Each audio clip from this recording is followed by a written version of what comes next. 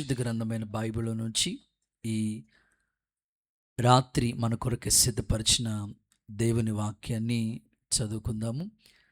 పరిశుద్ధ గ్రంథమైన బైబిల్ నుండి ప్రకటన గ్రంథం 19వ అధ్యాయం 13వ వాక్యాన్ని ఈ రాత్రి మన వాక్య ధ్యానాంశంగా చదువుకుందాము. ప్రకటన గ్రంథం 19వ అధ్యాయం 13వ వాక్యాన్ని నేను చదువుతున్నాను. రక్తంలో ముంచబడిన వస్త్రము ఆయన ధరించుకుని ఉండెను, మరియు దేవుని వాక్యమను నామము ఆయనకి పెట్టబడి ఉన్నది. ఆమేన్ చెప్పండి. రైట్. ఈ రాత్రి మన వాక్య ధ్యానాంశం కొరకే కొన్ని మాటలు మీకు తెలియచేయటానికి ఇష్టపడుతూ ఉన్నాను. తరచుగా ఒక 4 సందేశాలు మీకు తెలియపరుస్తూ వచ్చాను. దేవుని ప్రజలు, దేవుని సాక్ష్యము, దేవుని మార్గము, దేవుని వాక్యం అని 4 వర్తమానాలు మీకు చెప్పాను. వాక్యం వల్ల కలిగే ఉపయోగాలు, ప్రయోజనాలు 7 మాటలు మీకు చెప్పాను. ఈ రాత్రి దేవుని వాక్యం యొక్క పోలికలు, దేవుని వాక్యం యొక్క పోలికల గురించి మీతో మాట్లాడాలని ఆత్మ దేవుని ప్రేరేపణతో మీకు తెలియచేస్తున్నా. ఇక్కడ రక్తంలో ముంచబడిన వస్త్రములు ఆయనకి ఇయ్యబడిను, దేవుని వాక్యమను నామం ఆయనకి పెట్టబడిననే మాటను పరిశుద్ధ గ్రంథంలో యోహాను భక్తుడు తెలియజేస్తూ ఉన్నాడు. దేవుని వాక్యాన్ని గురించి మాట్లాడుతూ ఈ మాటను తెలియజేస్తున్నాడు. దేవుని వాక్యం అనే నామం ఆయనకి పెట్టబడి ఉన్నది. మనందరికీ కంఠస్థ వాక్యం కదా. ఆదియందు వాక్యం ఉండెను, వాక్యము దేవుని యొద్ద ఉండెను, వాక్యము దేవుడై ఉండెను, ఆ వాక్యమే కృపాసత్య సంపూర్ణుడిగా మన మధ్యలో నివాసం చేస్తూ ఉన్నారు. ఈ వాక్యం యొక్క పోలికల గురించి మీకు తెలియచేయటానికి ఒక దైవజనుడిగా, ఒక అన్నగా నేను ఇష్టపడుతూ ఉన్నాను. ఎందుకంటే దేవుని వాక్యం ఆయా సందర్భాల్లో ఆయా భక్తుల చేత ఈ పరిశుద్ధ గ్రంథాన్ని ఇంచుమించు ఒక 40 మంది భక్తులు దేవుని ఆత్మ ప్రేరేపణ చేత ఈ దివ్యమైన గ్రంథాన్ని రాశారు. అందులో ఏమీ చదువులేని శిష్యులు కొంతమంది రాసినట్లు ఉంటుంది, మరికొంతమంది భక్తుల చేత దేవుడు రాయించినట్లుంటుంది. ఏది ఏమైనా ఎవరు రాయించింది మాత్రం పరిశుద్ధాత్ముడు కాబట్టి ప్రతి మాట మన జీవితాన్ని ప్రభావితమే చేస్తుంది. ఇక్కడ ప్రత్యేకంగా దేవుని వాక్యం యొక్క పోలికల గురించి, ఆ వాక్యం ఎలాంటి స్థితిలో దేవుడు ఏ విధంగా వాక్యాన్ని పోల్చి చెప్పారో ఇంచుమించు ఈ రాత్రి మీకు ఒక 10 రకాల పోలికలు మీకు చెప్పాలని, ఒక బైబిల్ స్టడీలాగా మీకు దేవుని వాక్యాన్ని పంచుకోవాలని ఒక దైవజనుడిగా నేను ఇష్టపడుతున్నాను. దేవుడే మనందరితో సూటిగా తేటగా మాట్లాడి బలపరచునుగాక. 2 చేతులు ఎత్తి ఒకసారి ఆమెన్ అంటారా? కొన్నిసార్లు మనం చెప్తా ఉంటాం, ఇలాగని మనం పోలుస్తూ ఉంటాం. కొన్ని సందర్భాలు మీకు చెప్పటానికి అవగాహన కొరకు ఇష్టపడతాను. బైబిల్లో యోసేపు చరిత్ర మనం చదువుతున్నప్పుడు యోసేపుని యేసుక్రీస్తుగా పోల్చి అనేకమైన విధాలుగా సందర్భ సహితంగా కొన్ని వాక్యాలు చెప్తూ ఉంటాం. అలాగే బైబిల్ గ్రంథంలో వాక్యాన్ని ఆయా విధాలుగా దేవుడే పోల్చి చెప్పిన విధానం మనకి కొన్ని పాఠాలు చెప్తూ ఉంటుంది. చిన్నప్పుడు నాకు తెలియదు, మా అమ్మ మా పెద్దమ్మ ఇద్దరు కావాలి పిల్లలే, ఎవరో మనకు తెలియదు మాట. ఎందుకంటే చిన్నప్పుడు సేమ్ ఇంకా ఈక్వల్గా ఇద్దరిని పక్కన కూర్చోబెడితే ఒకలాగే ఉంటారు. సో నాకు గుర్తొచ్చింది ఏమిటంటే, వాక్యము ఆ విధంగా దేవుడు ఒక్కొక్కరితో పోల్చి చెప్తా వచ్చాడనమాట. కావాలి పిల్లలు అంటారు చూసారా, అలాగే వాక్యాన్ని పోల్చి చెప్పారు. ఇది ఇలాగా అని ప్రభు చెప్పారు. ఆ పోలిక ఎందుకంటే మనకి ఈజీగా అర్థం అవటం కోసం దేవుడు కొన్ని పోలికలు చెప్తూ వస్తూ వచ్చారు. ఈ రాత్రి బైబిల్ని, వాక్య గ్రంథాన్ని కొన్ని పోలికలతో మీకు 10 రకాల పోలికలు మీకు తెలియజేస్తాను. ఓకేనా? మీరు ప్రశ్న నోట్ చేసుకోండి, దేవుని వాక్యం యొక్క పోలికలు. సో మొదటి మాట లూకా సువార్త 8వ అధ్యాయం 11వ వాక్యాన్ని మనం చదవగా విందాం. లూకాసు సువార్త 8వ అధ్యాయం 11వ వాక్యాన్ని మనం చదవగా విందాం. ఈ ఉపమాన భావం ఏమనగా, విత్తనము దేవుని వాక్యం. Okay, enough. మొదటి మాట, వాక్యం అనే విత్తనం. అంటే ఇప్పుడు వాక్యాన్ని దేనితో పోల్చారు ప్రభు? విత్తనంతో పోల్చాడు. ఈ ఉపమాన భావం మనందరికీ బాగా తెలుసు. ఒక ఆయన విత్తనాలు విత్తటానికి పొలంలోకి వెళ్ళాడు, కొన్ని విత్తనాలు తీసుకుని. ఆ విత్తనాలు తీసుకుని వెళ్ళి పొలంలో జల్లుతున్నప్పుడు 4 స్థలాల్లో ఆ విత్తనాలు పడ్డాయి. ఒక్కొక్క ప్లేస్ గురించి దేవుడు ముందుగానే ఆ మాటల్ని వివరంగా చెప్పుకుంటూ వచ్చారు. ఒక విత్తనం ఎక్కడ పడిందంటే, త్రోవ పక్కన పడిన కొన్ని విత్తనాల గురించి మాట్లాడుతూ, కొన్ని త్రోవ పక్కన పడ్డాయంటే కొన్ని విత్తనాలు, కొన్ని రాతి నేలలో పడ్డాయి, కొన్ని ముళ్ళ తుప్పలో పడ్డాయి, కొన్ని మంచి నేలలో పడ్డాయి. ఈ ఒక్కొక్క దాని గురించి చెప్తూ అంటారు, త్రోవ పక్కన పడిన విత్తనాన్ని గురించి చెప్తూ, అపవాది సాతానుడు ఆ విత్తనాన్ని ఎత్తుకుని వెళ్ళిపోయాడు. నిజమే, ఈ రోజుల్లో కూడా చాలా వాక్యాలు మీరు విన్న వాక్యం లోపలికి వెళ్ళకుండగా త్రోవ పక్కనే పడి, ఆ పడిన వెంటనే అపవాది అట్టే ఎత్తుకుని వెళ్ళిపోతున్నాడు. మరికొంతమంది హృదయాల్లో ఎలాంటి దేవుని వాక్యం క్రియ జరుగుతుందంటే, రాతి నేలన పడిన విత్తనంలా ఉంటుంది. రాతి నేలన పడిన విత్తనం అంటే అన్న వాక్య ప్రకారంగా మనం చెప్పాలంటే కఠిన హృదయం. అది రాతి నేల. మీరు రాతి నేలలో ఎలాంటి విత్తనం వేసినా ఏం ఉపయోగం లేదు.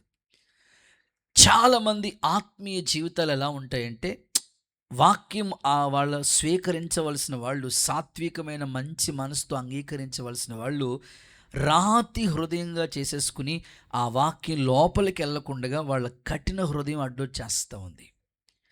ఈ విధంగా కొంతమంది ఉన్నారని ప్రభు చెప్పారు. 3వ సందర్భం ఏమని మాట్లాడతారంటే, అక్కడ మాట్లాడుతూ ముండ్ల పొద అన్నాడు. ముండ్ల పొదలో విత్తనం ఉన్న ఆ ముళ్ళు ఏం చేస్తాయంటే ఆ విత్తనాన్ని వెదగనివ్వు. అలాగే చాలామంది ఐహిక విచారాలు, ధన సంపాదన, వీటిల్లో పడిపోయి ఆ వాక్యం వాళ్ళని ఎదగనివ్వకుండా చేస్తుంది అంటారు. చివరికి మంచి నేలన పడిన విత్తనం ఎవరు అంటే, ఆ వాక్యాన్ని వింటారు, సాత్వికమైన హృదయంతో అంగీకరిస్తారు. వాళ్ళ జీవితం 30 కాదు, 60 కాదు, 100 ఫలిస్తారు. చప్పట్లు కొడుతూ ఒక్కసారి యేసయ్యకి మహిమ చెల్లిద్దామా?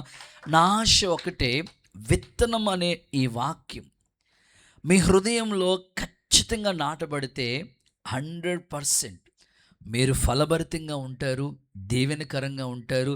మీరు చేయనుదంతయు దేవుడు సఫలపరచునుగాక.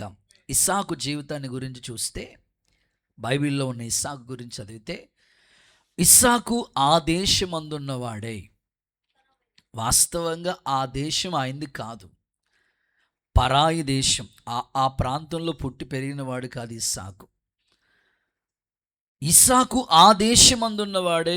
విత్తనం వేస్తేనట 100 పంట వచ్చిందంట. నా ఆశ మీ ఆత్మీయ జీవితంలో కూడా ఇక్కడ ప్రకటించబడే ప్రతి విత్తనం, ఇంకో మాటలో చెప్పాలంటే ఈ ప్రత్యేక సభల్లో ప్రకటించబడుతున్న ప్రతి వాక్యం అనే విత్తనం మీ జీవితంలో 100 ఫలించునుగాక. ఈ ప్రయాస ఏది ప్రభునందు వ్యర్థం కాకూడదు. ఇంత ప్రయాసపడేది ఒకటే, వాక్యం అనే విత్తనం మీలో నాటుకుంటే ఖచ్చితంగా మీరు దేవుని కొరకు 100 ఫలిస్తారు.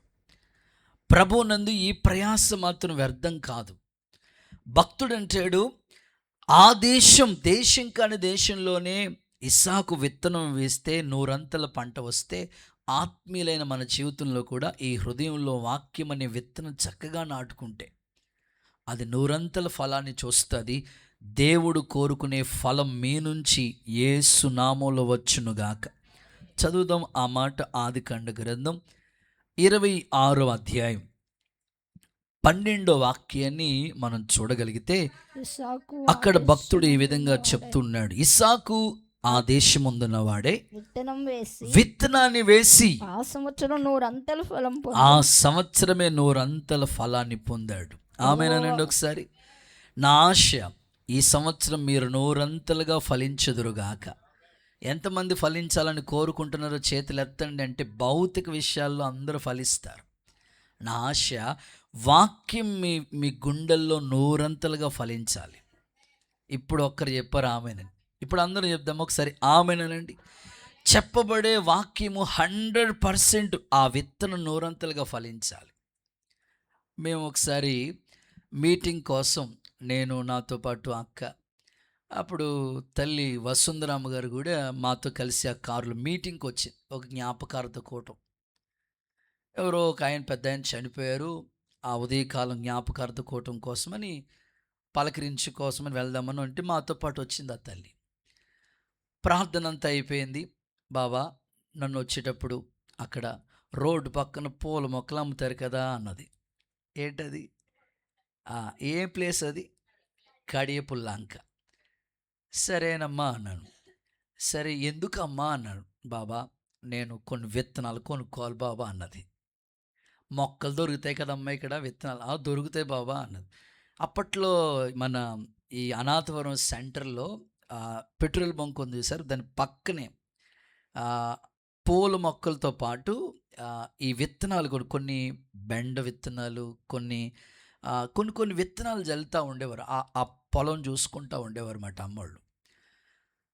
మొత్తం మీద కొంతసేపు ఆపం తీసుకున్నారు కొన్ని విత్తనాలు. వచ్చిన తర్వాత మరి ప్రార్థన పూర్వకంగా ఆ విత్తనాలు పెట్టేటప్పుడు కూడా ప్రార్థన చేయించేవారు.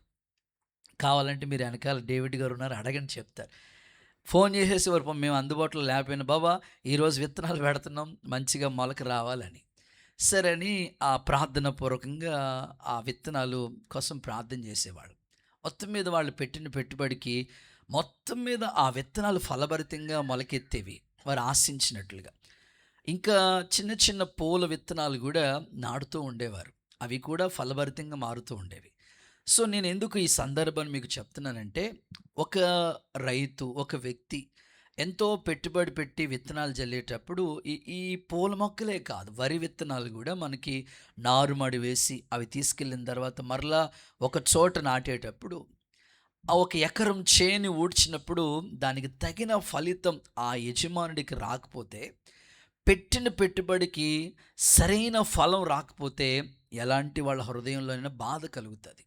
నా ఆశ ఏమిటంటే ఇంత ప్రయాసతో మనం వాక్యాన్ని ప్రకటించుచున్నప్పుడు ఈ సభల నిమిత్తమై ఇంత ప్రయాస, ఒక్క ప్రయాస కాదు, ఒక్కరు పడే ప్రయాస కాదు ఇది. అనేకులు కష్టపడితే ఇన్ని ఏర్పాట్లు అక్కడ జరుగుతూ ఉన్నాయి. ప్రతిరోజు కూటమయ్యి ఆ పనులు ముగించుకునే సమయం, పడుకునే సమయం, ప్రతిరోజు తెల్లవారు 4 గంటలకు బిడ్డలు పడుకుంటూ ఉన్నారు. ప్రతిరోజు అటు వాలిపాస్టులు కావచ్చు, ఇటు ఆ పరిచర్య కావచ్చు, ఏదైనా సరే. సో ఒక్కరోజు కూడా ఫ్లెక్స్లు కట్టడం కావచ్చు, ఏదైనా సరే రాత్రి వాళ్ళు పడుకునే సమయం తెల్లారి 4 అవుతుంది.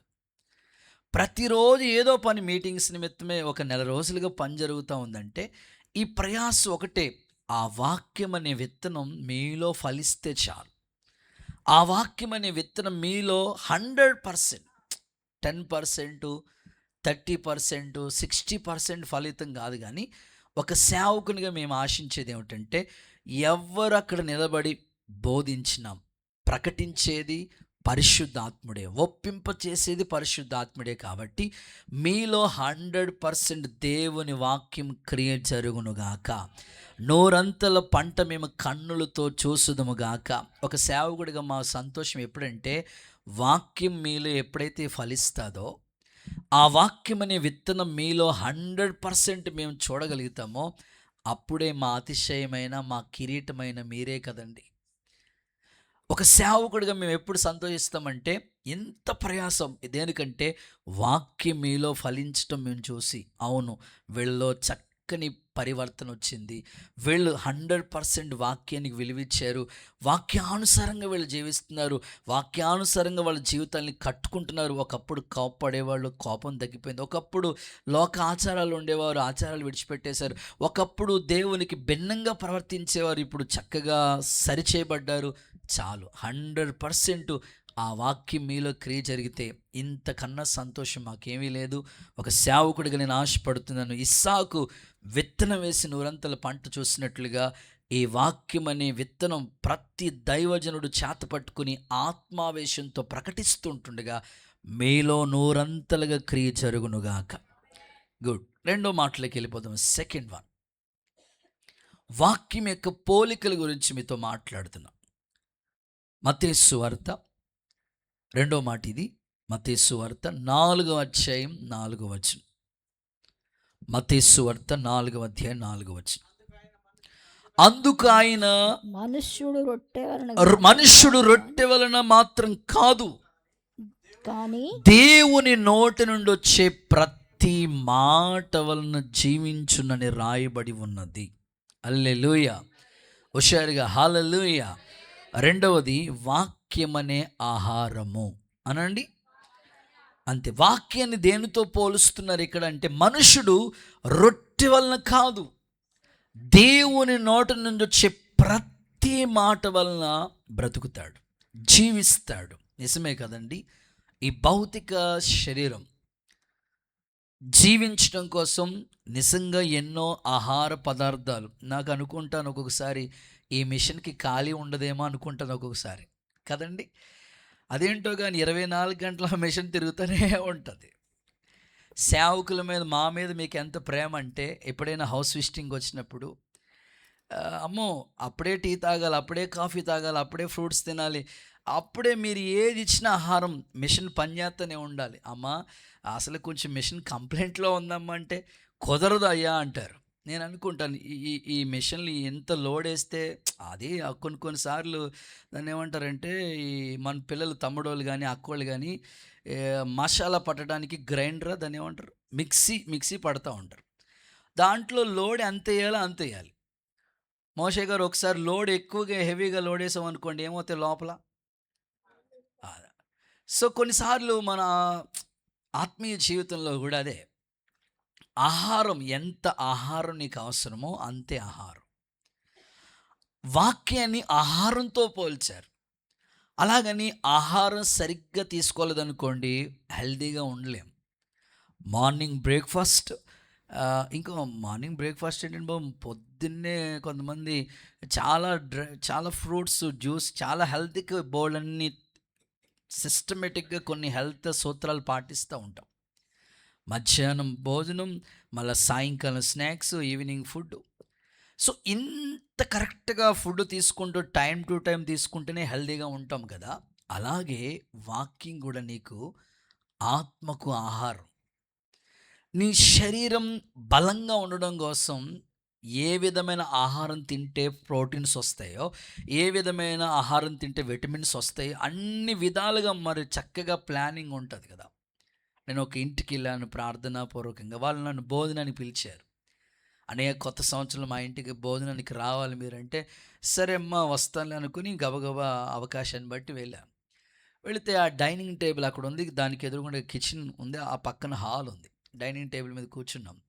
కొంచెం ప్రార్థన చేసిన తర్వాత కూర్చున్న తర్వాత ఆ డైనింగ్ టేబుల్ ఎదురుగుండగానే ఒక లిస్ట్ రాశారు వాళ్ళు. సోమవారం పప్పు, మంగళవారం ఇది, బుధవారం పగలు ఇది, రాత్రి ఇది. అంగన్వాడీ బడిలో ఉంటుంది చూసారా, అట్లా కరెక్ట్గా హెల్త్ సూత్రాలు మాట. నేను అది ఫోటో కూడా తీసుకున్నాను. ఆదివారం ఒక్కరోజే నాన్ వెజ్ అంట వాళ్ళు. స్తోత్రం చెప్పండి ఒకసారి. వాళ్ళు ఎంత హెల్తీగా ఉంటారు చెప్పండి అసలు. సో మన కోనసీమ ఏరియాలో ఖచ్చితంగా మొద్ద లేకుండా మొక్క దిగదంతే. ఈ హెల్త్కి ఏ విధంగా మనం తీసుకోవాలో అన్ని సిస్టమేటిక్గా మన హెల్త్కి సంబంధించినవి తీసుకుంటున్నాం. కాయగూరలు, ఆకుకూరలు, ఆ తర్వాత మాంసాహారాలు, అన్ని విధాలుగా. అలాగే నీ వాక్యాన్ని ఎలా తీసుకోవాలంటే, ఆహారం నీకు ఎలాగ అవసరమో వాక్యం కూడా నీ ఆత్మకు ఆహారం. ఇలా చెప్తాను చూడండి. ఉదయకాలం నీకు జస్ట్ బ్రేక్ఫాస్ట్ తినేటట్లుగా ఉదయకాలం సామెతల గ్రంథం చదవండి. చక్కని జ్ఞాన వాక్కులు, కీర్తనలు, సామెతలు మార్నింగ్ బ్రేక్ఫాస్ట్ లాగా చదవండి. ఈజీగా అర్థమవుతుంది, మీకు బోర్ కొట్టదు, ఈజీగా అర్థమవుతుంది. ఇంకో మాట ఏమిటంటే, హెచ్చరికగా కూడా ఉంటుంది. మార్నింగ్ మీరు చదివి బాగా గుర్తుంటాయి కదా, సామెతల్లో ఎన్ని హెచ్చరికలు ఉంటాయో. నీ పొరుగు వారితో ఎలా ఉండాలో, నీ నోటి మాటలు ఎలా ఉండాలో, అమ్మో చాలా హెచ్చరిక మాటలు ఉంటాయండి. మన ఘటం అనే ఈ శరీరాన్ని ఎలా కాపాడుకోవాలో చాలా హెచ్చరిక మాటలు ఉంటాయి. మార్నింగ్ బ్రేక్ఫాస్ట్ కానీ మీరు ఈ సామెతల గ్రంథాన్ని, కీర్తన గ్రంథం జస్ట్ అదొక అధ్యాయం, ఇదొక అధ్యాయం, 4 ఇడ్లీలు తిన్నప్పుడు కనీసం 2 అధ్యాయాలు చదవాలండి. బాస్ గారు ఏం చెప్పండి? ఖచ్చితంగా చదవాలి. ఆ తర్వాత మీకు లంచ్ బ్రేక్ ఉంటుంది. ఆ తర్వాత ఖాళీ ఉన్నప్పుడు సమయంలో కొంచెం న్యూ టెస్టిమెంట్ చదవండి, లేకపోతే ఓల్డ్ టెస్టిమెంట్ చదవండి. మళ్ళీ ఈవినింగ్ టైంలో మళ్ళీ చదవండి. అలాగా కనీసం రోజుకు ఒక 5 అధ్యాయాల కింద మీరు అలా ప్లాన్ చేసుకో. ఎందుకంటే ఆహారము, నేనేమంటానంటే శరీరానికి నువ్వు ఆహారం తినకపోతే ఎంత నష్టమో, ఆత్మలో కూడా నువ్వు వాక్యం అనే ఆహారాన్ని భుజించకపోతే నీ అంతరంగ పురుషుడు క్షీణించిపోతాడు. ఒక వారం రోజులు ఫాస్టింగ్ ఉంటే ఎలా ఉంటుంది చెప్పండి? అసలు ఏం తినకుండా ఉంటే స్కెల్టిన్ అస్థి పంజరంలా కనబడినట్లుగా ఈ బాడీలో ఎముకలు తప్ప ఏం కనబడవు. అలాగే నీ ఆత్మ ఎప్పుడు క్షీణించిపోద్దంటే నువ్వు వాక్యం చదవకపోతే, ఆహారం లోపలికి వెళ్ళకపోతే నీ ఆత్మీయ స్థితి బాగుండదు. అందుకే ఎంత బిజీలో కూడా నేను బైబిల్ క్విజ్ అందుకే పెడుతున్నాను. స్తోత్రం చెప్పండి. ఓ పక్కన నేను ఇప్పుడు అందుకే ఓ పక్కన క్విజ్ పేపర్ రాసి పెట్టాను, ఓ పక్కనేమో పాటలు బుక్ కరెక్షన్స్ ఉన్నాయి, అవన్నీ చూసుకుంటా ఉన్నాను. అస్సలు పొద్దున్నుంచి అలా కూర్చునే ఉన్నాను, పని జరుగుతూనే ఉంది. సో దేవుని సేవకుడిగా మీకు ఎందుకు చెప్తున్నానంటే, వాక్యం మీరు ప్రతిరోజు తీసుకోవాలి, వాక్యం చదవాలి. మీరు ఎంత బిజీ షెడ్యూల్లో ఉన్నా కనీసం దేవుని వాక్యం మినిమం 5 అధ్యాయాలు చదువుకోవాలి. అప్పుడే నీ అంతరంగ పురుషుడు బాగుంటాడు, నీకు వాక్యం అనే ఆహారం లోపలికి వెళ్తుంది. యేసు నామములో కృప కలుగునుగాక. చూడండి, 2 సందర్భాలు చెప్తాను ఆహారం గురించి. అపోస్తుల కార్యాల గ్రంథం 9వ అధ్యాయం 18వ వాక్యం చూడండి. అపోస్తుల కార్యాలు 9:18. అప్పుడే అతని కన్నుల పొరలు వంటివి రాలగా దృష్టి కలిగి ఓకే లేచి బాప్తిసం పొందెను. తరువాత పుచ్చుకొని ఆహారం పుచ్చుకుని బలపడెను. బలపడాను. ఎవరితడు? సౌలు. దమస్కు దారిలో వెళుతున్నప్పుడు దేవుని అద్భుత దర్శనం అతనికి కలిగింది. ఎప్పుడైతే ఒక వెలుగు ఉదయించిందో ఆయన కన్నులకున్న పొరలు రాలిపోయాయి. దేవుని గుర్తించాడు. హింసించుచున్న సౌలు, ఎవరయ్యా నీవు? ఇదిగో నేను యేసుని అని ప్రభు ఎప్పుడైతే పరిచయం చేసుకున్నారు, వెంటనే పరివర్తనలో అతనిలో వచ్చిన మార్పు చూడండి.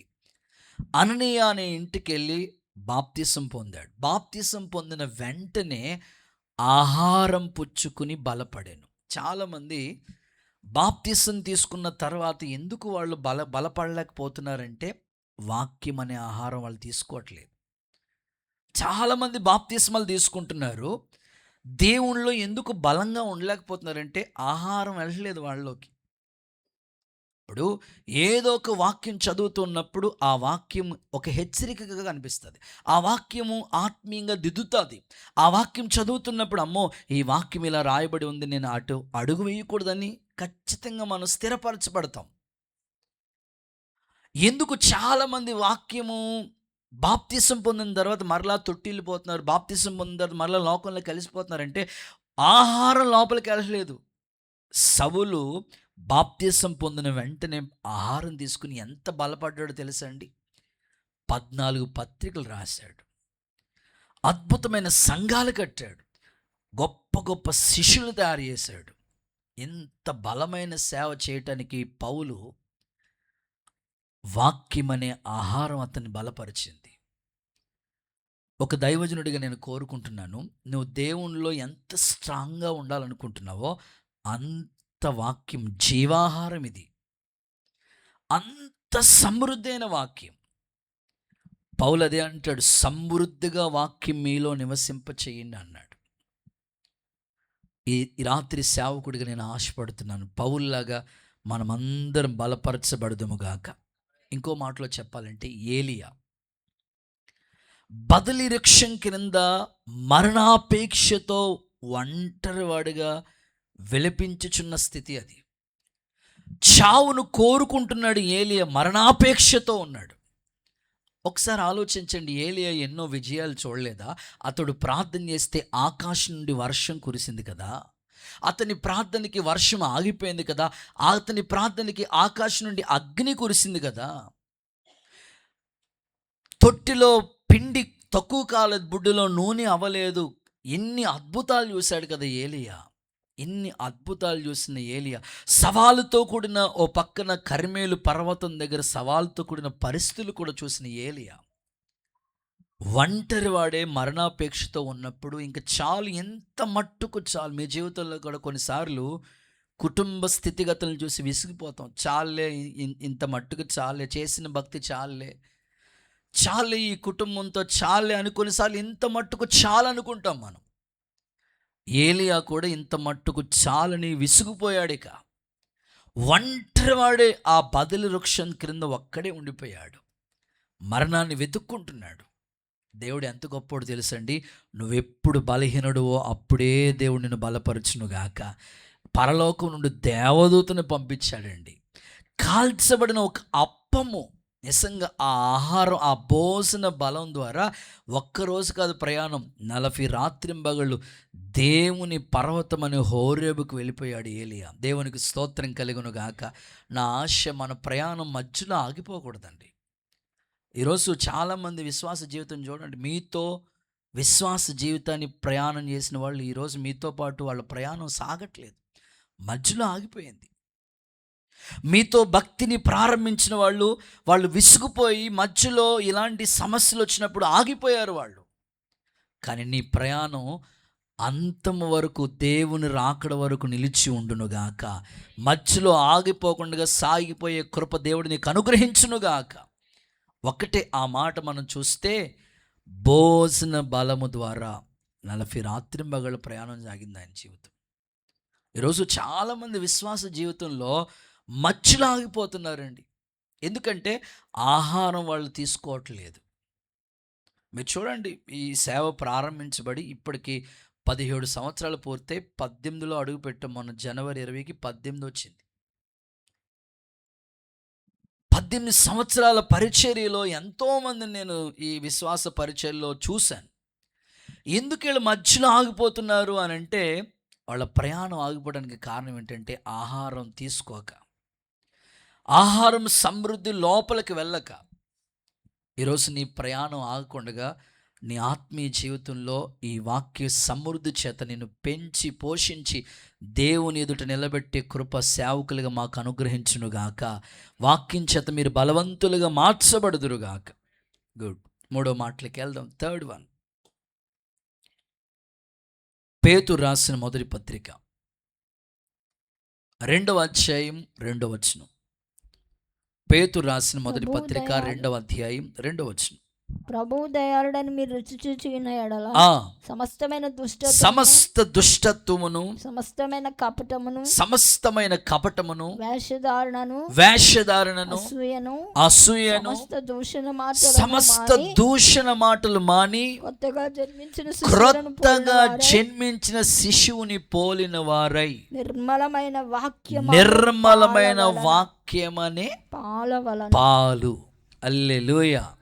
గట్టిగా చెప్పండి హల్లెలూయా. సో 3వది వాక్యమనే పాలు.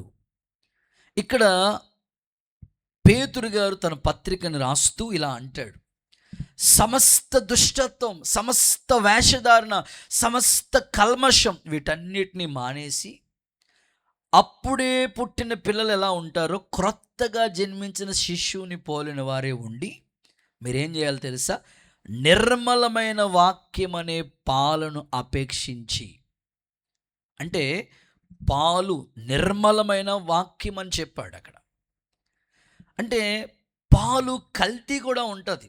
అలాగే ఇప్పుడు వాక్యంలో కూడా అనేకమైన కల్తీ పాలు చేస్తూ ఉన్నాయి. పిల్లలకి వాక్యం, ఈ పాలు ఎంత శ్రేష్టమైనవంటే అక్కడ అదే చెప్తున్నాడు కదా, కొత్తగా జన్మించిన శిశువు. చిన్నపిల్లలకి తల్లి పాలు ఎంత శ్రేష్టమైనవంటే అంత శ్రేష్టమైనవి. తల్లి పాలు తాగిన బిడ్డలు ఎంత ఆరోగ్యంగా ఉంటారంటే అంత హెల్దీగా ఉంటారు పిల్లలు. డబ్బా పాలు తాగిన వాళ్ళు చూడండి, డబ్బాలాగా అరుస్తూ ఉంటాడు. నేను ఆశిస్తుంది ఏంటంటే, దేవుని పిల్లలు ఎప్పుడు కూడా డబ్బా పాలు మీద ఆశపడకండి. ఇప్పుడు విశ్వాసులు ఎలా అయిపోయారంటే డబ్బా పాలు మీదే ఆధారపడిపోతున్నారు. తల్లి పాలు చాలా శ్రేష్టమైనవి. ఆ పాలు మీ ఆత్మీయ జీవితానికి ఎప్పుడూ క్షేమాన్ని కలుగజేస్తాయి. అందుకే తన పత్రికల్లో అనేకమైనవి భక్తుడు చెప్తూ, పౌలు గారు చెప్తూ, పత్రికలు రాస్తూ తల్లి పాలు గురించి ఎంత వివరంగా మాట్లాడారంటే అంత వివరంగా మాట్లాడారు. పాలుని ఇక్కడ వాక్యంతో పోల్చాడు. ఇప్పుడు చూడండి, మీరు చాలాసార్లు పాల్లో ఎన్నో కల్తీలు వచ్చేస్తున్నాయి. ఇంకో మాటలో చెప్పాలంటే ట్రైన్ మీద ప్రయాణం చేస్తున్నప్పుడు కొన్నిసార్లు tea tea tea tea coffee tea coffee అని వచ్చేస్తుంటాడు. అందులో ఎన్ని కల్తీలు ఉంటాయో మనకు తెలియదు. ఇప్పుడు ఈ ప్యాకెట్ పాలు కూడా ఎన్ని కల్తీలో కూడా తెలియదు. అందుకే చాలామంది గేదె పాలు శ్రేష్టమైనవి అక్కడికి వెళ్ళిపోయి తీసుకుంటున్నారు. దేవుడికి స్తోత్రం చెప్పండి ఒకసారి, హల్లెలూయా చెప్పండి. అలాగే మీరు వాక్య విషయంలో కూడా అంత జాగ్రత్త ఉండాలి. మీకు తల్లి పాలు ఎంత శ్రేష్టమైనవో ఆత్మీయంగా చెప్పుకోవాలంటే అంత శ్రేష్టమైన వాక్కుని మాత్రమే మీరు వినడానికి ఇష్టపడాలి. చూద్దాం, తల్లి పాలు గురించి ఒక మాట చదివిస్తాను. తెస్సలోనికీయులకు రాసిన మొదటి పత్రిక 2వ అధ్యాయం 7వ వాక్యం చూడండి ఒకసారి. అపోస్తలుడైన పౌలు తెస్సలోనికి రాసిన స్తన్యమిచ్చు తల్లి మొదటి పత్రిక 2వ అధ్యాయం 7వ వాక్యం. స్తన్యమిచ్చు తల్లి తన సొంత బిడ్డలను గారవించున్నట్లుగా మేము మీ మధ్యన సాధువులమై ఉంటిమి. అమ్మో, అబ్బా ఎంత చక్కగా మాట్లాడుతున్నాడు చూడండి. స్తన్యమిచ్చు పాలు అంటే పాలిచ్చే తల్లిని గురించి మాట్లాడుతూ, 1 సెకండ్ అన్న ఆ రిపీట్గా, సొంత బిడ్డను గారవించినట్లుగా మేము మీ మధ్యలో సాధువులుగా ఉంటిమి. అంటే తల్లి పాలు తాగిన వాళ్ళు ఎలా ఉంటారంటే సాధుత్వమే, మృదుత్వమే వాళ్ళలో కనబడుతుంది. అక్కడ చెప్తూ తల్లిని గురించి మాట్లాడుతున్నాడు. సొంత బిడ్డను తల్లి ఏం చేస్తుందంటే గారవించినట్లుగా. అంటే సింపుల్గా మీకు చెప్తాను. ఇప్పుడు ఆ చంటి బిడ్డ ఉందా, మన మధ్యలో చంటి బిడ్డ ఉంది. సంతోష్ వాళ్ళ అమ్మాయినా? ఓకే. సాధారణంగా ఆ పిల్లల్ని ఎత్తుకోవడానికి వాళ్ళ నాన్నగారి దగ్గర ఎత్తుకుంటారు, లేకపోతే వాళ్ళ నాయనమ్మ ఎత్తుకుంటుంది, వాళ్ళ తాతగారు ఎవరో ఒకరు ఎత్తుకుంటారు పిల్లల్ని. కొన్నిసార్లు చూడండి ఎవరి దగ్గరికి రారు. వాళ్ళ అమ్మ కనబడింది సార్, ఇంకా వాళ్ళ అమ్మ సంక దగ్గర ఇంకా అక్కడే వాళ్ళ దగ్గరికి వచ్చినప్పటికి ఇంకా అదొక ఫీలింగ్, అదొక ఎఫెక్ట్ కనబడతా ఉంటుంది అన్నమాట. తల్లి తన సొంత బిడ్డను గారవించినట్లు, ఎవరు ఎత్తుకున్నా ఇంకా ఏడుపాగరు. వాళ్ళ అమ్మ కౌగిల్లోకి అలా వెళ్ళిందంటే ఏడుపాగిపోతూ ఉంటుంది.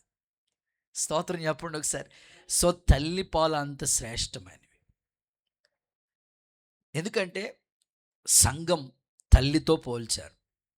నిజమే కదా. ఆత్మీయులైన మన జీవితంలో కూడా ప్రతి విశ్వాసి యొక్క క్షేమం కొరకు సేవకుడు ప్రార్థన చేస్తూ ఉంటాడు. నిజమే ప్రభా, మా బిడ్డలకి ఏ వాక్యం అవసరమో, వాళ్ళకి ఏ పూట ఏ మాటలు కావాలో, ఎలాగ ఈ వారమంతా ఏ స్థాయిలోకి వెళ్ళారో, ఏ విషయంలో త్రుటిల్లిపోయారో, తొలగిపోయారో, వారికి అవసరమైన మాటలు నీవు ఇవ్వండి. నిజంగా ఆ మాటలు, ఆ వారంలో విన్న ఆ మాటలు వాళ్ళ జీవితాన్ని చక్కగా దేవుళ్ళు కడతా ఉంటాడు. ఇంకో మాట ఏమంటున్నారంటే, తల్లి తన బిడ్డలను గారవించినట్లుగా మీ మధ్యలో మేము సాధువులుగా ఉన్నాము అంటున్నాడు. నిజంగానండి, తల్లిపాలు ఎంత శ్రేష్టమైనవో సంఘంలో ప్రకటించబడుతున్న ప్రతి వాక్యం మీ జీవితాన్ని నిజంగానే పాలు మీకు ఎంత ఆహారంగా ఉంటాయో అంత దీవెనకరంగా ఈ వాక్యం మీకు ఉండును గాక. గట్టిగా ఆమేనండి. గుడ్. 4 మాటలకు వెళ్దాం. 4th వన్, ఎఫెసీయులకు రాసిన పత్రిక 5వ అధ్యాయం 27వ వాక్యం. ఎఫెసీయులకు రాసిన పత్రిక 5:27. అటువలే క్రీస్తు కూడా సంఘంను ప్రేమించి అది కలంకమైన, ముడతైన, అతిది మరి ఏదైనా లేక పరిశుద్ధమైనది గాను, నిర్దోషమైనది గాను, మహిమ గల సంఘము గాను ఆయన తన ఎదుట దాన్ని నిలబెట్టుకొనవలెనని వాక్యముతో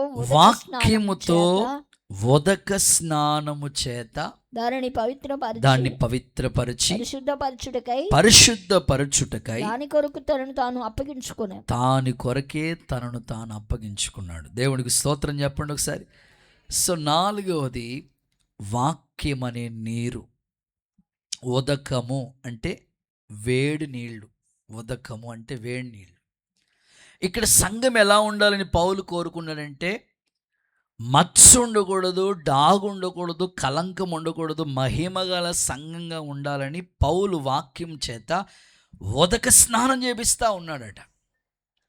అప్పుడే ఆ సంఘం మహిమగల సంఘముగా దేవుని ఎదుట నిలబడుతుంది. ఇక్కడ దైవజనుడు మాట్లాడుతూ వాక్యాన్ని ఉదకంతో పోల్చాడు, నీటితో పోల్చాడు. నిజమే కదండి, నీళ్లు మనిషికి ఎంత ఉపయోగాన్ని కలిగిస్తుందో వాక్యం కూడా నీకు అంత ప్రయోజనకరంగానే ఉంటుంది. ఖచ్చితంగా వాక్యం అనే నీళ్లు మన శుద్ధి చేస్తుంది, శుద్ధీకరణ జరుగుతుంది. ఇప్పుడు నీటి ద్వారా ఎక్కువగా మనం పాత్రలు కడుగుతూ ఉంటాం. ఒక మాటలో చెప్పాలంటే మన ఆత్మీయ జీవితాన్ని కడుక్కోవడానికి వాక్యం ఎప్పుడు కూడా శుద్ధి చేస్తూ ఉంటుంది, శుద్ధీకరణ కలుగుతూ ఉంటుంది. అందుకే నీటితో పోల్చారు వాక్యాన్ని. మీ ఆత్మీయ జీవితాన్ని చూడండి, మరి మీరు స్నానం ఆ వాక్యము చేత స్నానం చేయించండి అన్నాడు. అప్పుడు ఒక గ్లాస్ నీళ్లు తాగుతాం, గ్లాస్ నీళ్ళతో స్నానం చేస్తారు చెప్పండి. మరి నీ ఆత్మీయ జీవితంలో ఒక్క గ్లాస్ నీళ్ళు కూడా తాగట్లేదు. బకెట్ నీళ్లు స్నానానికి ఎంత ఉపయోగకరంగా ఉంటాయో నీ ఆత్మీయ జీవితం బాగుండటం కోసం శుద్ధీకరణ కొరకే వాక్యం ఎప్పుడూ కూడా అలా శుద్ధి చేస్తూ ఉండాలి. నా ఆశ, నా ప్రార్థన మీ ఆత్మీయ జీవితాన్ని దేవుడే శుద్ధీకరించునుగాక, ప్రతి కలంకము తొలగిపోవునుగాక, ప్రతి మత్స ప్రతి డాగు యేసు నామములో తొలగిపోవునుగాక. ప్రభు సేవకుడిగా నేను ఆశపడుతున్నాను. భక్తుడు ఇలా అంటాడు దావీదు, యవనస్తులు తమ నడత దేని చేత శుద్ధి చేసుకుంటారు? వాక్యం చేతని. అంటే నడత శుద్ధి చేయాలన్న వాక్యమే. ఇంకొక మాట అంటాడు, నీ ఎదుట నేను పాపం చేయకుండా ఉండినట్లు వాక్యము నా హృదయంలో ఉన్నది అన్నాడు. సో ఎంత శుద్ధీకరణ అంటే, నీళ్ళు మన ఇంట్లో ప్రతి పాత్ర శుద్ధి చేయాలంటే నీళ్ళు కావాలి. కొన్ని పాత్రలు ఎంత క్లీన్గా చేద్దామన్నా, నీట్గా చేద్దామన్నా ఆ కొన్ని ఏదో ఒక కలంకం ఉంటుంది, అయినా ఇంకా శుద్ధి చేస్తూ ఉంటారు. అలాగే మన ఆత్మీయ జీవితంలో హృదయాన్ని పరిశుభ్రపరచుకోవటానికి వాక్యం ఎప్పుడు ఒక నీటిలాగా ఉపయోగపడుతుంది. ఖచ్చితంగా ఆశిస్తూ ఉన్నాను, దేవుని సేవకుడిగా మీ హృదయంలో వాక్యము క్రియ జరుగునుగాక. గుడ్. 5వ మాటలకు వచ్చేస్తాను. 5th వన్, కీర్తనల గ్రంథం 119వ కీర్తన 103వ వాక్యం. 119వ కీర్తన 103వ వాక్యం. నా జీవకి ఎంతో మధురములు, అవి నోటికి తేనె కంటే తీపిగా ఉన్నవి. చాలు. వాక్యం అనే తేనె. చెప్పండి, వాక్యం అనే తేనె. అక్కడ భక్తుడు చెప్తున్నాడు, నీ వాక్యములు నా జీవహకు ఎంతో మధురం. 119, 103 ఎంతో మధురం. ఒక సేవకుడిగా నేను ఆశపడుతున్న తేనె ఎంత మన జీవితానికి దీవెనకరంగా ఉంటుంది, వాక్యం కూడా అంత మధురమైంది. ఎంత మధురమో మీకు చెప్తాను.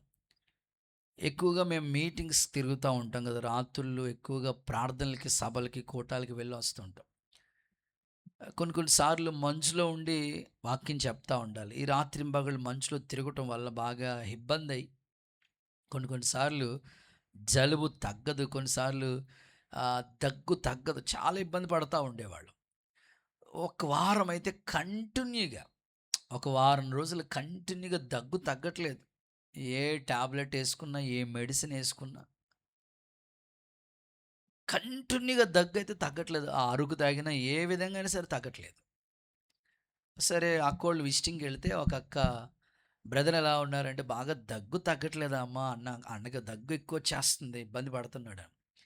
సరే మా ఇంట్లో కొండ తేనె రప్పించామయ్యా, మాకు ఇది ఇవ్వండి అని చెప్పారన్నమాట. పట్టుకొచ్చి జస్ట్ నాకు ఇచ్చారండి, ఒక డ్రాప్ అంతే, దగ్గు కంట్రోల్ అయిపోయింది. స్తోత్రం చెప్పండి ఒకసారి. నాకు భలే అనిపించింది అప్పుడు. అవును కదా! ఒక తేనె దగ్గు తగ్గడానికి ఇంత అద్భుతంగా ఉపయోగకరంగా ఉంటే, తేనె వల్ల చాలా ఉపయోగాలు ఉన్నాయి కదండీ! తేనె చాలా ఉపయోగాలు ఉన్నాయి. తేనె చాలా మంచిది ఆరోగ్యానికి కూడా. పొద్దున్నే చాలామంది చూడండి తేనె నిమ్మరసం తాగుతూ ఉంటారు. చాలా హెల్తీగా ఉండటం కోసం. మరి వాక్యము నీకు తేనె వంటిది. యేసు నామములో మీ హృదయాల్ని మధురంగా దేవుడు మార్చునుగాక. ఒక కీర్తన పాడుకుందామా? ఎఫ్ మైనర్ నాన్న.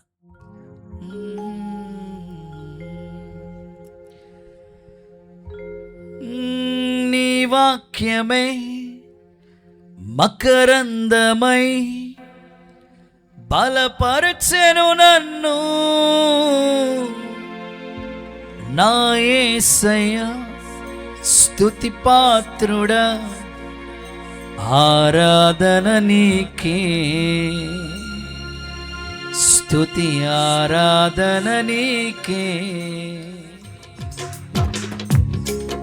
కృపాక్షేమము నీ శాశ్వత జీవము, నా జీవిత కాలమంతయు నీ దయచేవాడవు. మహోన్నతమైనని ఉపకారములు తలంచుచు అనుక్షణం పరవశించనా, నీ కృపలోనే పరవశించనా, నీ కృపలోనే పరవశించనా. చప్పలు కొడుతూ దేవుని వాక్యంలో ఉన్న మాధుర్యం, దేవుని వాక్యంలో ఉన్న మధురం మనం అనుభవించినట్లు, మన జీవితానికి క్షేమం కలుగునట్లు యేసయ్యా కృపాక్షేమం మా జీవిత కాలం అంతము వరకు ఇవ్వండి అయ్యా. ప్రతి ఒక్కరు చప్పలు కొడుతూ స్తుతించండి.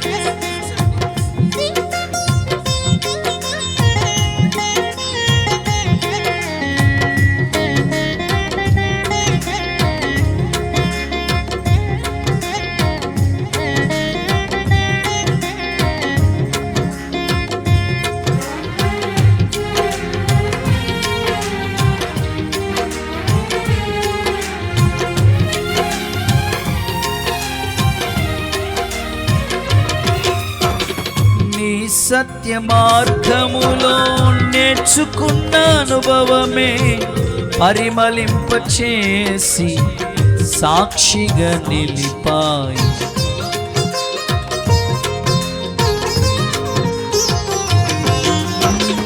నీ సత్య మార్గములో నేర్చుకున్న అనుభవమే పరిమళింపచేసి సాక్షిగా నిలిపాయి.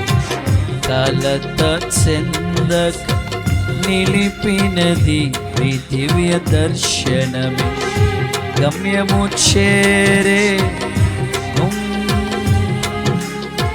నూతన కృపనిచ్చెను. కలత చెందక నిలిపినది నీ దివ్య దర్శనమే, గమ్యము చేరే శక్తితో నన్ను నూతన కృపనిచ్చెను. నీ వాక్యమే మకరందమై బలపరచెను నన్ను, నా యేసయ్యా స్తుతి పాత్రుడా, ఆరాధన నీకే. నీ వాక్యమే మకరందమై బలపరచెను నన్ను, నా యేసయ్యా స్తుతి పాత్రుడా, ఆరాధన నీకే, స్తుతి ఆరాధన నీకే. క్షేమము శాశ్వత జీవము, జీవిత కాలమంతయుని దయచేవాడవు. మహోన్నతమైనని ఉపకారములు తలంచుచు అనుక్షణం పరవశించనా, నీ కృపలోనే పరవశించనా, నీ కృపలోనే పరవశించనా. హల్లెలూయా. చూడండి, తేనె గురించి ఒకసారి ఒక మాట చదువుదాం. యెహెజ్కేలు ప్రవచన గ్రంథం 3వ అధ్యాయం 3వ వాక్యం. యెహెజ్కేలు ప్రవచన గ్రంథం 3వ అధ్యాయం 3వ వచనం. యెహెజ్కేలు 3:3. నరపుత్రుడా, నేను ఇచ్చుచున్న ఈ గ్రంథాన్ని ఆహారంగా తీసుకుని దానితో నీ కడుపు నింపుకో. సెలవీయగా నేను దాన్ని భక్షించి తిని ఓకే, అది నా నోటికి తేనె వలె మధురంగా ఉన్నది. ఆమేనండి. ఒకసారి ఇప్పుడు యెహెజ్కేలు ప్రవక్తతో దేవుడు చెప్తున్నాడు, నరపుత్రుడా, ఈ గ్రంథాన్ని భుజించు. తీసుకుని ఆ గ్రంథాన్ని తీసుకుని భుజిస్తూ ఉంటేనట నోటికి మధురంగా ఉందట. నా ఆశ కనీసం మీరు ఈ సంవత్సరంలోనూ సంవత్సరానికి 1-2 సార్లు బైబిల్ కంప్లీట్ చేసే వాళ్ళు ఉన్నారు. మీరు కొంచెం బిజీ షెడ్యూల్లో ఉంటారు కాబట్టి అంత ఖాళీ ఉండదు మీకు. కాబట్టి కనీసం ఒక్కసారి మేము బైబిల్ కంప్లీట్ చేస్తాం అన్నవాళ్ళు నా ముఖం చూసి చేయొద్దండి. ఎందుకంటే ఫోటో ప్రింట్ అవుతుంది అన్నమాట. ఓకే, 1 2 3 4 5 ఒకసారి కూడా చదవరండి అయ్యా, అంత ఖాళీ ఉండదు మీకు. ఓకే, మీకు మధురమైన జీవితం దేవుడు ఇస్తాడు. ఇప్పుడైనా చేయొద్దండి. ఆమేన్. గట్టిగా హల్లెలూయా. సో ఖచ్చితంగా చాలామంది నర్సక్కలు పాపం వాళ్ళకి ఈ హాస్పిటల్లో 6 అవర్స్ 8 అవర్స్ డ్యూటీ చేస్తూ ఉంటారు. వాళ్ళు డ్యూటీ చేసి వచ్చిందంటే పేషెంట్ని ఒక రౌండ్ అలా పేషెంట్లకి సెలైన్లు పెట్టాలా లేకపోతే ఇంజెక్షన్ చేయాలా, అది రౌండ్ అయిపోయిన తర్వాత కూర్చుంటారు. కూర్చుని బైబిల్ చదువుకుంటూ ఉంటారు. ఉన్నారు కొంతమంది దేవుని బిడ్డలు అలా ఆసక్తి కలిగిన వాళ్ళు. సో దేవుని సేవకుడిగా నా ఆశ, తేనె ఎంత మధురంగా ఉంటుంది. ఈ గ్రంథం భుజించేయాలి మీరు. ఆమేనని చెప్పండి. చేతులెత్తి విశ్వాసంతో హల్లెలూయా చెప్పండి. నేను బైబిల్ క్విజ్ రెడీ చేస్తున్నప్పుడు రాజుల చరిత్ర చదువుతున్నప్పుడు ఒక ఆలోచన మాట. ఖచ్చితంగా గత సంవత్సరాల్లో దేవుని కృపను బట్టి మీకు యోధా పత్రిక అంతా పిన్ టు పిన్ మొత్తం ప్రతి పదం గురించి చెప్పడానికి దేవుడు అవకాశం ఇచ్చాడు. ఏలి అద్భుతాలు, ఎలీషా అద్భుతాలు మనం ధ్యానించాం. ప్రభు చిత్తమైతే రాజుల గ్రంథం ధ్యానించాలనే ఒక ప్రేరేపణ. బైబిల్లో ఇంచుమించు ఒక 40 మంది రాజులు ఉన్నారు. ఒక్కొక్క రాజు ప్రారంభం బాగుంది, ముగింపు బాగాలేదు.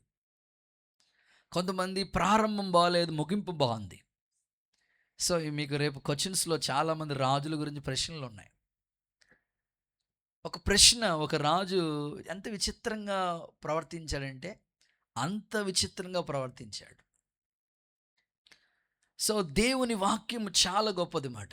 మనం ఎలాగా ఈ గ్రంథాన్ని మనం పార్ట్స్గా భుజించడానికి ప్లాన్ చేసుకోవాలంటే 5 కాండాలు మనకు ఉన్నాయి కదా, చెప్తారా? ఆది కాండం, ద్వితీయోపదేశకాండం, ఈ 5 కాండాలు కూడా మోషే రాశాడు. ఇది చరిత్ర. 5 కాండాలు కూడా మనం చరిత్రగా చదువుతూ ఉండాలి. ఆ తర్వాత కావ్య గ్రంథాలు ఉన్నాయి కదా, ఈ యెహోషువ పుస్తకం కావచ్చు, తర్వాత న్యాయాధిపతులు, రూతు గ్రంథం, ఇవన్నీ కూడా న్యాయాధిపతుల గురించి చదువుతుంటే న్యాయాధిపతుల పుస్తకంలో ఇంచుమించు ఒక 13 మంది న్యాయాధిపతులు కనబడతా ఉంటారు. ఎజ్రా, నెహెమ్యా, యోబు, కీర్తన గ్రంథం మనకి కంఠస్థమే కదా, సామెతలు కామనే. ఆ తర్వాత ప్రసంగి, పరమగీత గ్రంథం చాలా విలువైన మాటలు. ప్రసంగి గ్రంథం చదువుతూ ఉంటుంటే అసలు జీవితం అంటే ఏంటో తెలియాలంటే మీరు ఒక్కరోజు కూర్చుని 12 అధ్యాయాలు చదవండి. ఒక్కరోజు కూర్చుని 12 అధ్యాయాలు చదవండి. అసలు మీ లైఫ్ అంటే ఏంటో మీకు అర్థమవుతుంది. ఇదంతా విన్న తర్వాత తేలిని ఫలితార్థం ఇదే అంటాడు ఆయన. ఒకటే మాట, దేవుని యందు భయభక్తులు కలిగి ఉండటే మానవ కోటికి ఇదే విధి, ఇంతకు మించిన విధి లేదు. సో అట్లా ప్రసంగి గ్రంథం, పరమగీతాలు, యెషయా గ్రంథం, యెహెజ్కేలు, దానియేలు, హోషేయ గ్రంథం, ఇట్లాగా ప్రవక్తల చిన్న గ్రంథాలు, తర్వాత న్యూ టెస్టిమెంట్, ఇట్లాగా మనకి సువార్తలు 4 పత్రికలు. సో ఈ విధంగా చక్కగా మనం ఒక స్టడీ లాగా మనం చేసుకుంటే మీ ఆత్మీయ జీవితాలు బాగుంటే దీవెనకరంగా ఉంటారు. మీ జీవితం మధురంగా మారిపోనుగాక. గుడ్. 6వ మాటలకు వచ్చేద్దాం. దేవుని వాక్యంకి పోలికలు ప్రభు చెప్తున్నాడు, విందాం. 119వ కీర్తన 105వ వచనం. 119వ కీర్తన 105వ వచనం. నీ వాక్యము నా పాదములకు దీపము, నా త్రోవకు వెలుగు. చాలు. 6వది ఏంటంటే వాక్యం అనే దీపము అనండి. నిజమే కదండి, వాక్యం ఒక దీపం లాంటిది. ఇప్పుడు చాలామందికి చీకట్లో ఉన్న వాళ్ళకి ఎలాగ రూటు తెలియట్లేదు. చాలామంది జీవితంలో చీకట్లో ఉన్న వాళ్ళని వెలిగించేది ఏదైనా ఉందంటే వాక్యమే. ఇప్పుడు ఒకప్పుడు చీకట్లో ఉన్న వాళ్ళకి టార్చ్ లైట్ వేసుకుని ఆ చీకట్లో కూడా పనిచేసేవారు. తర్వాత సెల్ ఫోన్ లైట్లు వచ్చేసినాయి, ఎక్కడికి వెళ్ళినా మన చీకట్లో కూడా కనబడుతుంటుంది. సో దేవుని వాక్యం యొక్క విలువ గురించి మాట్లాడాలంటే అది నీ జీవితం ఎప్పుడు కూడా, ఒకవేళ చీకట్లోకి వెళ్ళిపోతున్నావని నీకు అనిపిస్తుంది అనుకో, వెంటనే వెలుగు వచ్చేది దేవుని వాక్యం దగ్గరికి నువ్వు రావాలి. చీకటి అనేది పాపమే. ఇప్పుడు పాపంలో పడిపోయిన వాళ్ళని అందరినో మరలా దేవుడు వాక్యం ద్వారా తిరిగి కట్టాడు. అందుకే హిస్సోపుతో మనం కడగబడాలి, హిమము కంటే తెల్లగా మారిపోవాలి. మన ఆత్మీయ జీవితాలు ఎప్పుడు కూడా వాక్యము ఒక టార్చ్ లైట్ లాంటిది. నిన్ను, నీ ఆత్మీయ జీవితాన్ని వెలుగు సంబంధిగా చేస్తుంది. కొన్నిసార్లు అంతరంగం చీకటైపోతుంది. వెంటనే నువ్వు వాక్యం అనే ఆ వెలుగు దగ్గరికి వస్తే వెంటనే దేవుడు నిన్ను వెలిగిస్తూ ఉంటాడు. నువ్వు అనేకులకు వెలుగుమయంగా ఉంటావు. ఏమండి, మనం వెలిగితే కదండి అనేకుల్ని ఆ వెలుగులోకి తీసుకొచ్చేది. అసలు మనమే చీకట్లో ఉంటే ఆ వెలుగులోకి ఎవరు వస్తారు చెప్పండి. అందుకే వాక్యం ఎప్పుడు కూడా ఒక జ్యోతిలాగా. అందుకే భక్తులు మాట్లాడుతూ, వక్ర మార్గంలో మేము వెళ్ళలేదు, లోకంలో అనేక మార్గాలను అటువైపు మేము వెళ్ళలేదు. లోకంలో మేము ఎలా ఉన్నామంటే అన్యజనుల మధ్యలో, భయంకరమైన ప్రజల మధ్యలో వాక్యం అనే ఆ దివిటిని మేము పట్టుకుని జ్యోతుల్లాగా మేము కనబడుతున్నాం అన్నాడు. ఇట్టి వక్రజనం మధ్యన వాళ్ళ జ్యోతుల్లా కనబడ్డారంట.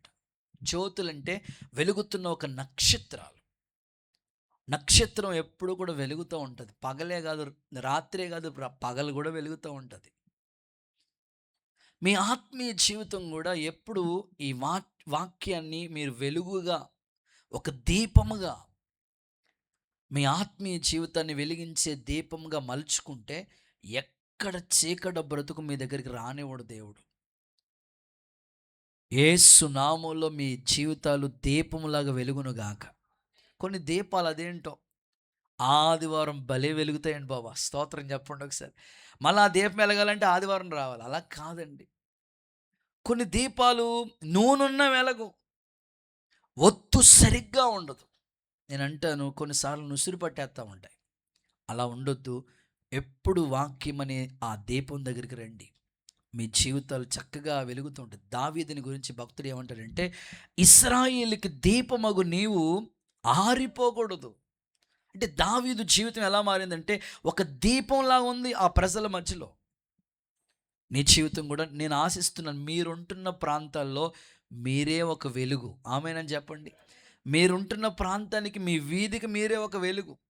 ఇంటికి దీపం మాట్లాడట్లేదు ఇప్పుడు, ఏమో కానీ మీరు మాత్రం మీ వీధికి దీపం అంతే. అనేకులు చీకట్లో ఉన్నవాళ్ళు ఆ వెలుగులోనికి తీసుకురావటానికి ఈ దీపం బాగా పనిచేయాలి. ప్రభు మీకు సహాయం చేయనుగాక. గుడ్. 7వ మాట,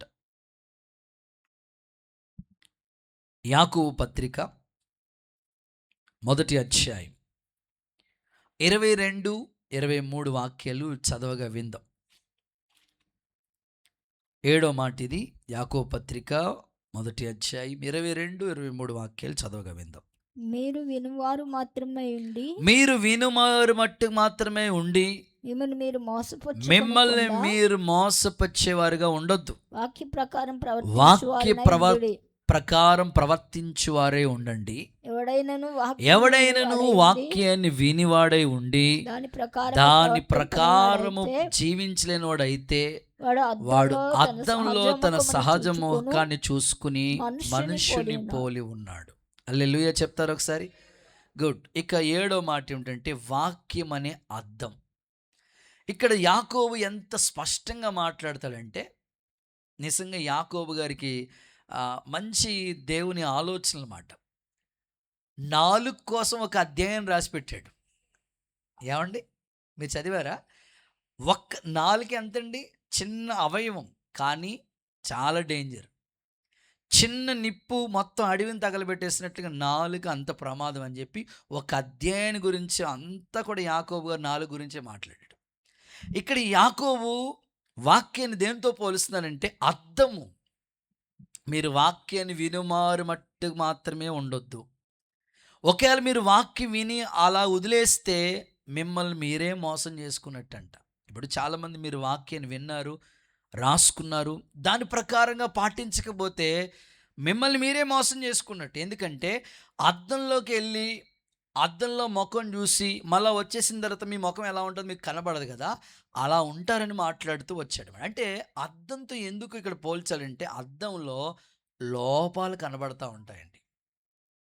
ఇప్పుడు మనం ఉదయకాలమే బ్రష్ చేసి రెడీ ఫ్రెష్ అయ్యి బట్టలు వేసుకుని సిద్ధపడి తలదూకుందామని అద్దం దగ్గరికి వెళ్ళినప్పటికీ ఏమేమి లోపాలు ఉన్నాయో వెంటనే అద్దంలో కనబడతా ఉంటాయి. వాక్యం అని అద్దం దగ్గరికి వస్తే నీలో ఉన్న లోపాలన్నీ కనబడతా ఉంటాయండి.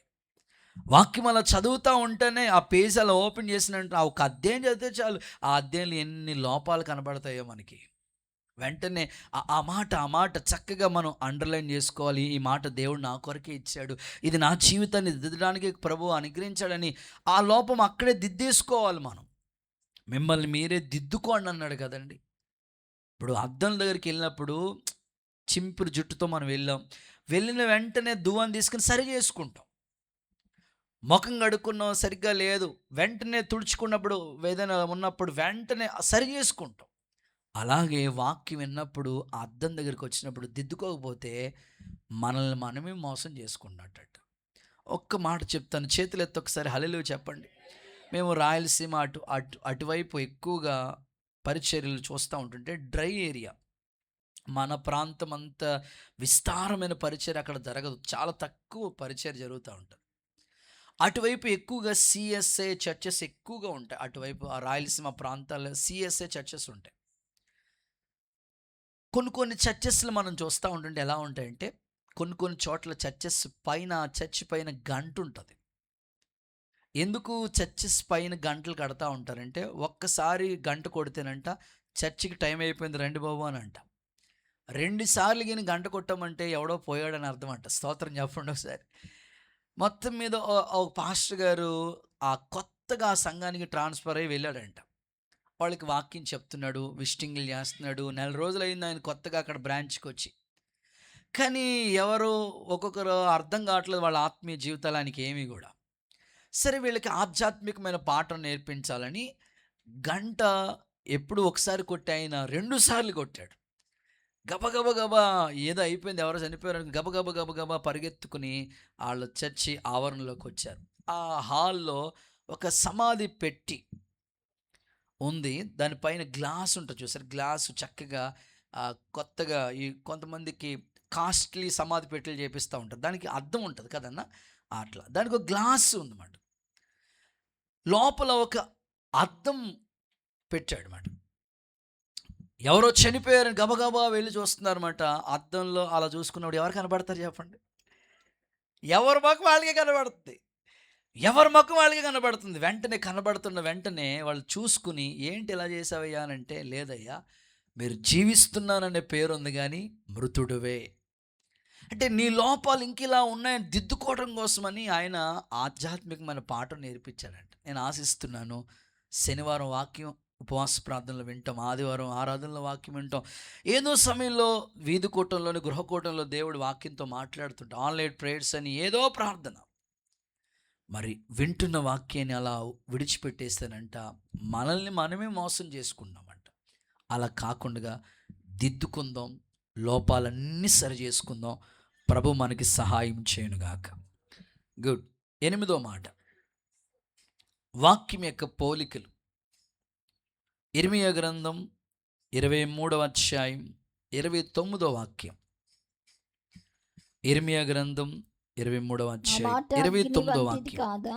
నా మాట అగ్ని వంటిది కాదా. చాలు. వాక్యము అనే అగ్ని. ఆమేనని చెప్పండి ఒకసారి. ఇప్పుడు అగ్నితో వాక్యాన్ని పోల్చారు. వాక్యం యొక్క పోలికల గురించి మాట్లాడుతున్నాను. వాక్యాన్ని అగ్నితో పోల్చారు. అగ్ని దగ్గరికి మీరు వెళ్ళి చూస్తే ఏ చెత్త అయినా సరే కాలిపోవాల్సిందే, కాలి బూడిదైపోవాల్సిందే. ఆమెను చెప్పండి. వాక్యమైన అగ్ని దగ్గరికి వచ్చినప్పటికీ మనలో ఏ చెత్త ఉన్నా మొత్తం కాల్చేస్తుందండి, మొత్తం బూడిద చేస్తుంది. ఇంకో మాట చెప్పనా, అగ్ని దగ్గరికి ఏదైనా పురుగు వచ్చిందనుకోండి, కాలి మాడి మసైపోతుంటాం. అపవాది శోధనలు ఎన్నో మనకి, కానీ దేవుడు ఒక అగ్నివాక్యం మన జీవితాల్ని సరి చేస్తూ ఉంటుంది. ఇంకో మాటలో చెప్పాలంటే అగ్నికి ఉండే క్వాలిటీ ఏంటో తెలుసండి, ఏ వస్తువునైనా తనలా మార్చేసుకుంటుంది. మీరు అగ్ని కొలిమిలో ఒక కొడవలు తయారు చేసేటప్పుడు ఒక ఇనుముని తీసుకెళ్ళి అగ్నిలో కాల్చేటప్పుడు చూడండి, ఎర్రగా తనలా మార్చేసుకుంటుంది. వాక్యానికి అంత గుణం ఉందండి. వాక్యం అగ్ని లాంటిది. నా ఆశ, దేవుని పోలికతో మనం చేయబడ్డాం. యథార్థంగానే దేవుడు మనిషిని చేశాడు, కానీ వివిధ తంత్రాలను మనిషి కల్పించుకుని కొన్నిసార్లు ఆ పోలిక జారిపోతూ తప్పిపోతున్న మనల్ని మరలా అగ్ని దగ్గరికి చేర్చుకుని దేవుడు సరిచేయునుగాక. ఓకే. శిష్యులు ఎమ్మాయి దారి గుండా వెళుతున్నప్పుడు పునరుద్ధానుడైన యేసు ప్రభు తిరిగి లేచిన తర్వాత ఇద్దరు శిష్యులు వాళ్ళ మధ్యలో ప్రభు వెళ్తూ ఉన్నాడు. వాళ్ళు మాట్లాడుకుంటున్నారు. ఏమంటే తెలిసి, యేసుప్రభు ఉంటే ఈ గొడవ ఉండేది కాదు, యేసుప్రభు ఉంటే ఈ బాధ వచ్చేది కాదు, యేసుప్రభు మనతో ఉన్నాడు, ఏమైపోయింది, వాళ్ళు యూదులు సిలువేశారు, 3వ దినాన్ని తిరిగి లేస్తున్నాడు, ఏం కనబడలేదు ఆయన అనుకుంటున్నారు వాళ్ళు. ఎమ్మాయిదారులు వెళ్తూ ఉంటుంటే ప్రభు వాళ్ళతో అలా మాట్లాడుతుంటేనంట వాళ్ళ హృదయాలు మండాయి అంటండి. దేవుడికి స్తోత్రం చెప్పండి ఒకసారి. నిజమే, అగ్ని దేవుడు మీ హృదయాల్ని మండిస్తాడు కొన్నిసార్లు. అలాంటి వాక్యం మీలో క్రియ జరుగునుగాక. ఇక సమయం అయిపోయింది. 9, 10 వచనాలు రిఫరెన్స్ ఇచ్చేసి ముగిచ్చేస్తాను. అదే ఇర్మియా గ్రంథం 23, 29లో వాక్యము సుత్తి వంటిది అన్నాడు. వాక్యం ఎలాంటిది చెప్పండి?